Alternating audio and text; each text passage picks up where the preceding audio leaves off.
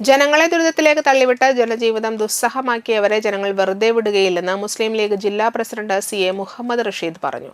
തദ്ദേശ തെരഞ്ഞെടുപ്പ് ജനങ്ങൾ അതിനുവേണ്ടി വിനിയോഗിക്കുമെന്നും UDFന് ഉജ്ജ്വല വിജയം സമ്മാനിക്കുമെന്നും CA മുഹമ്മദ് റഷീദ് കൂട്ടിച്ചേർത്തു. ജില്ലാ പഞ്ചായത്ത് തളിക്കുളം ഡിവിഷനിലേക്ക് മത്സരിക്കുന്ന UDF സ്ഥാനാർത്ഥി അഡ്വക്കേറ്റ് AT നേനയുടെ തെരഞ്ഞെടുപ്പ് പര്യടന പരിപാടി ഉദ്ഘാടനം ചെയ്ത് സംസാരിക്കുകയായിരുന്നു CA മുഹമ്മദ് റഷീദ്. വിജയേട്ടമൊക്കെ നാട്ടിക ഭരിക്കുന്ന കാലത്ത് അനാവശ്യമായ സമരങ്ങൾ ഉണ്ടാക്കി മുന്നോട്ട് പോയ BJP 5 വർഷക്കാലമായി ജനങ്ങളുടെ ന്യായമായ ആവശ്യമുന്നയിച്ച് സമരരംഗത്തുണ്ടാകാതെ പോയത് BJPയും അതുപോലെ തന്നെ മാർക്സിസ്റ്റ് പാർട്ടിയും നാട്ടികയിൽ തുടരുന്ന അന്തർധാരയുടെ ഭാഗമാണ് എന്ന് ഈ സദസ്സിനെ സാക്ഷിയാക്കി പറയാൻ ഞാൻ ആഗ്രഹിക്കുകയാണ്.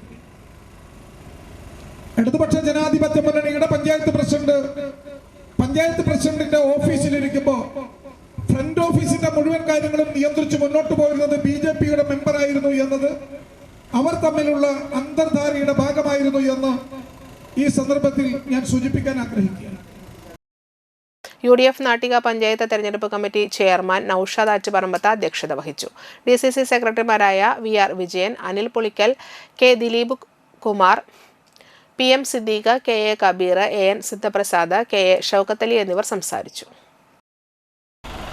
എവിടെയാണ് ഒരു കുതന്ത്രത്തിന് സാധ്യത, ഒരു കുത്തിത്തിരിപ്പിന് സാധ്യത എന്ന് അന്വേഷിച്ച് നടക്കുന്ന ആളുകളുണ്ട്.